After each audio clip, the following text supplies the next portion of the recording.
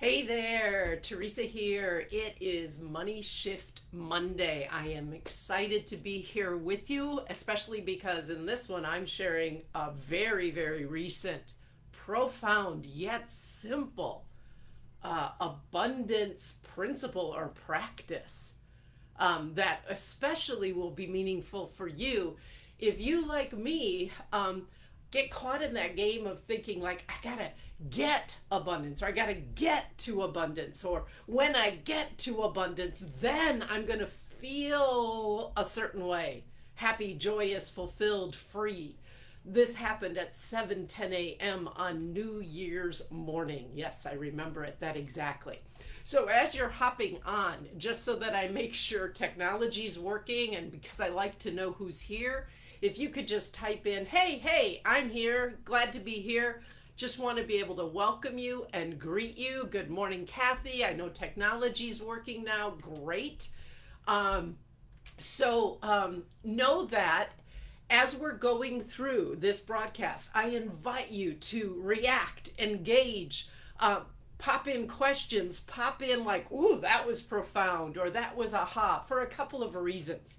First of all, it allows me to know what I'm sharing has meaning for you.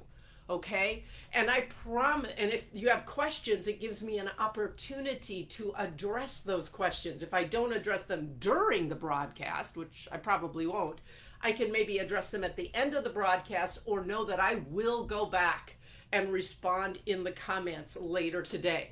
That's true even if you're catching this via the replay. So please do engage. It gives me an opportunity to see where I can go in future Money Shift Mondays that can support you to have a shift in your relationship with money. Hello, Carol. Hello, Debbie. So glad you could be here. Now, let me speak for a moment about why I'm doing these broadcasts. Because I firmly believe that the way we do money isn't working. It's not working at an individual level. I know that to be true for so many of the people I've worked with over the 26 years I've been an abundance coach, and it hasn't worked for me. I definitely know it's not working at a collective level. And what I mean by not working is, you see, I firmly believe that all the resources that we need to be able to live, fully live the unique lives we were created to live are available. They were made available, created by the creator of this vast universe and of you and me. And call that God, call that spirit, call that source. I do not believe that this creator, who I believe to be a loving creator, would create us and not ensure that whatever we would need to be us would be available. But in experience, when we look at things at a collective level, for so many people, it seems like their resources are not available. They don't have the money, they don't have the food, they don't have the opportunities for work, etc., that so many have. It's not working collectively, but it's also not working individually, because people who do have those opportunities, who have incomes, who have access, you know what? My experience is no matter how much money they actually have, they're still living in an experience of fear. Guilt being a form of fear. And that fear is applied to their relationship with money, because no matter how much they have or how much they save, there's still this deep not enough. It doesn't have that fear go away. They're still afraid, well, what if I lose it? What if I don't have enough in the future? This is what I mean by not working. And so what we wind up experiencing in our lives, even if we're not always conscious of it, even if we don't like to admit it or want anybody to know it, is we go through life in reaction to scarcity and our fear of scarcity, and our lives become about trying to fix our scarcity or solve our scarcity, and we try and do that by like getting whatever we perceive we don't have enough of, thinking that getting it will finally give us the abundance we long for at a soul level. The freedom, the joy, the peace of mind, the fulfillment. It allows us to be the contribution we were created to be and live the unique life we were created for with the resources we need for that. So these broadcasts are about poking at the way we do money, the way we think about money, and offering you a shift so that the core relationship you bring to money is no longer rooted in scarcity and that fear of not enough and that dualistic, I got to get from not enough to abundance. It actually is rooted in abundance and has you participating in and experiencing abundance more and more in your life, no matter how much money you actually have. And when I say poke at it, that includes poking at my own relationship with money too. So how's that sounding for everybody? Is this sounding good? You glad you're here? Yeah, that fear. Kathy's noticing, what if I spend all my money? Yeah, that fear is still there.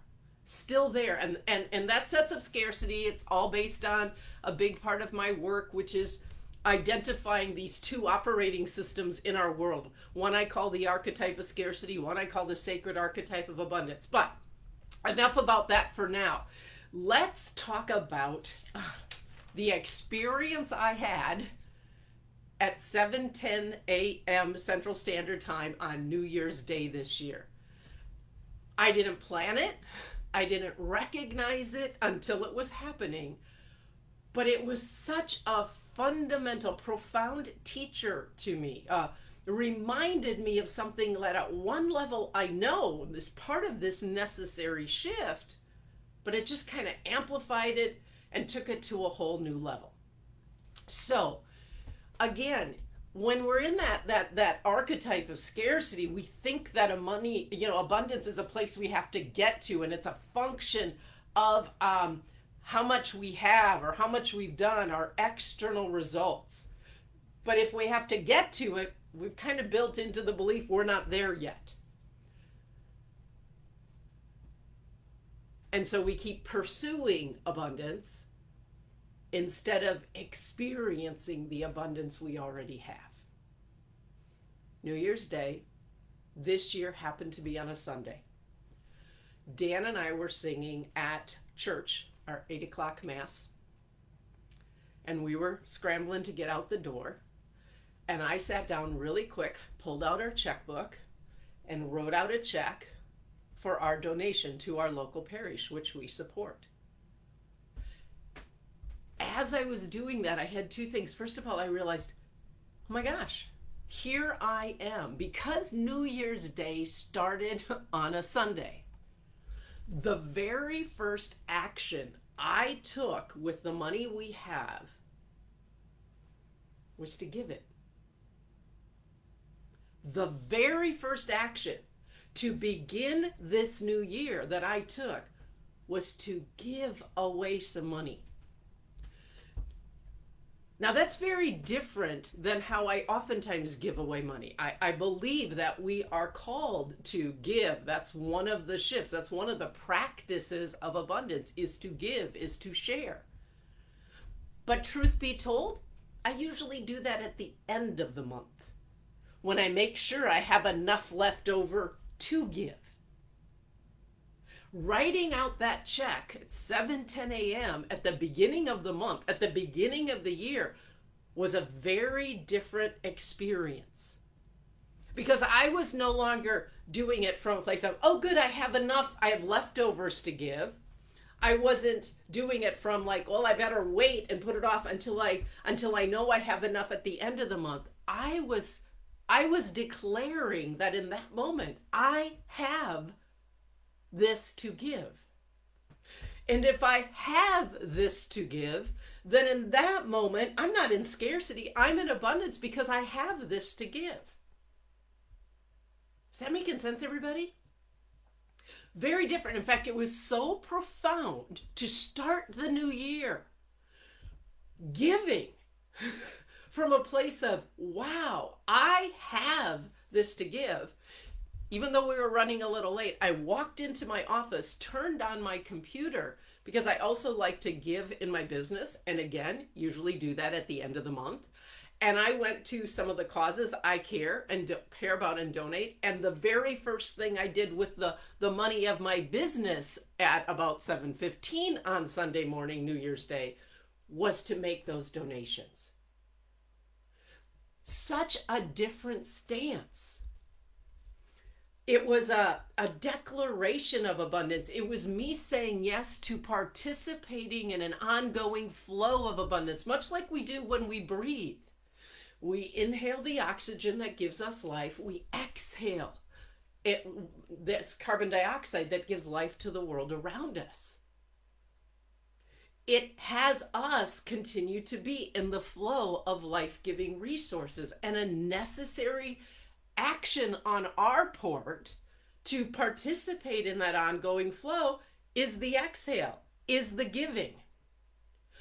But that exhale is only possible when we recognize we first were given something.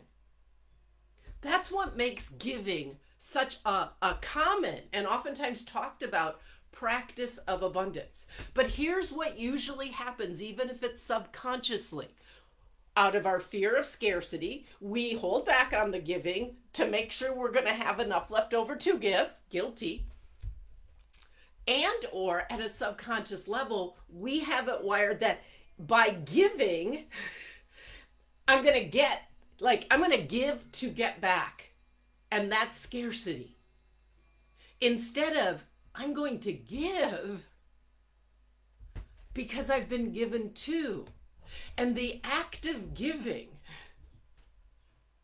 allows me to experience the abundance I have in this moment. It also allows us to experience joy. Think about it right now. Whenever you're able to give something you have that supports somebody else, that makes a difference in somebody else's life. What do you feel inside? That Sunday morning, I felt like fulfilled and joyful and grateful. Just a simple thing to start my year, to start my week, to start my day, to start the month, recognizing I've been given to, and so I am going to give to. I have decided that my practice going forward will be to give.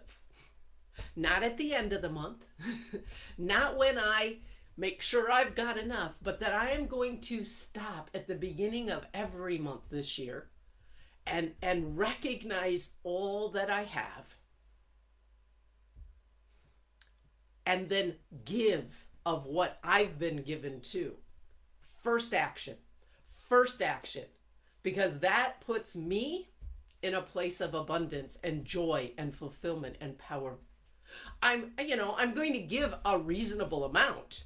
If Dan and I, I'm not going to give $1,000 at the beginning of the month, because right now I would be willing to bet that's going to set us up and we're going to go into debt. But I will give something, because then I'm not thinking about not having enough. I'm thinking about, I have already and more will come. And when it comes, I can receive it and use it. And to continue to participate in that flow, I can also share it. There's an ancient spiritual practice called tithing. Perhaps you're aware of it. Many people practice it today. And while in the biblical sense, 10% of all that you were given is the amount of the tithe, I'm not so into it has to be 10%, as in we understand the reason for it. The ancient practice of tithing recognized that anything we had, harvest, food, money, water to drink, etc., it was at its basic gift. It was given us, created, provided by the source. And the tithing was a gift in return in response to the gift received. It wasn't about, oh, cool, we've got our harvest. Let's make sure we pack in our storage everything that we're going to need for the rest of the winter. And then if there's some left over, we'll give.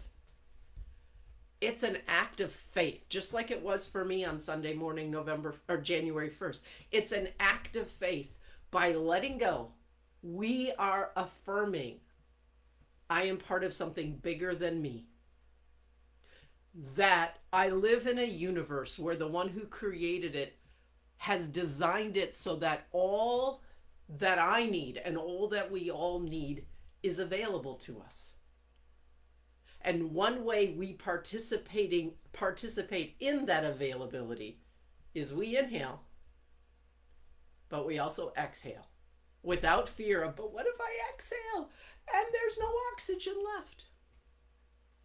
On January 1st, 2023 at 7:10 a.m., I declared in my actions and in my heart, I have been given to. I have something to give. In that, I both participated in and experienced abundance, as well as joy and fulfillment and peace of mind. That's the money shift. So I'm inviting you as I close this out to take a look and see what your pattern of giving is. Are you like I used to be at the end of the month? Well, okay, we've got some money left over to give. Or is it an automatic deduction, and in which case it's just become like another bill? That's one of the things. I know automatic deductions are make it easy and make sure you give your money, but we also don't have an opportunity to connect to it with our hearts. If I had an automatic deduction to our parish, I wouldn't have had that experience on January 1st of, wow, what a cool way to begin the new year. To recognize I've been given to and to pass on gift in return. So how can you practice giving as a way of recognizing you've been given to? And in so doing, experience abundance right now. Right now. No matter how much money you have or what you've accomplished. That's my question of you. That's my call to you. I invite you to find a way to do it. And how can you do it on the front end instead of on the back end? And finally, just an early heads up. In late February, early March, I'm going to be launching the next session of my 6-week Unblock Your Money Flow activation program. Details to come. But have that on your radar screen. If this shift and some other shifts that I'm going to be talking about resonate with you, if you want to make sure you get the details when they're ready, message me, comment below. I'll be happy to make sure you know when that's ready to go live. Thanks for being here. I'm going to check all these comments. I can see them coming through, so I will go back and respond to them later. Thank you, thank you, thank you. Can you see how much you have? And can you experience how much you have by actually sharing it with others? So more and more of us have access to the resources that are available for us to live the lives we were created to live. I'll see you next Monday. Bye.